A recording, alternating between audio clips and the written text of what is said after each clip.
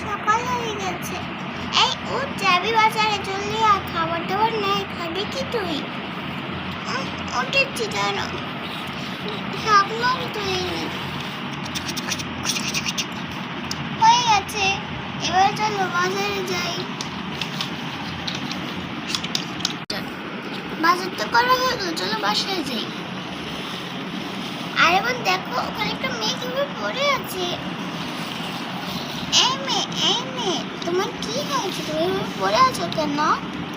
আমি হারিয়ে গেছি, আমার খুব ক্ষুধা পেয়েছে। আমি 2 দিন ধরে কিছু খাইনি।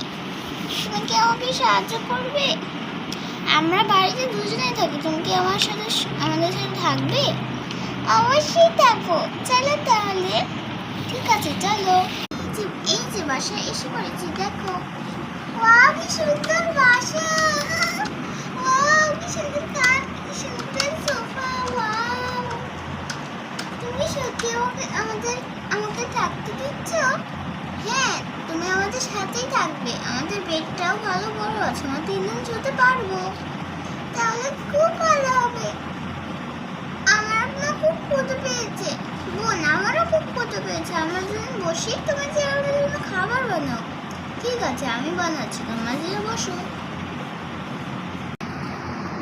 ওটা কমে গেছে, এখন আমি রান্না করি জলদি করে। দেখি তো কড়াইটা কোথায়। এই তো পেয়ে গেছি। ওদের জন্য মাংস রান্না করি। মাংসের সাথে একটু আলু দিব, আর কিছু করবো না। বেশি কিছু করলে পরে খাওয়া হয় না। এই যে 2 টুকরো নিয়ে নিলাম। ও নতুন যে মেয়েটা আসলো, ও তো দুধের যাবত খায় না। ওকে একটা লেগ পিস দিয়ে দেবো না, আর একটা লেগ পিস দুজন মিলে ভাগ করে খাবো।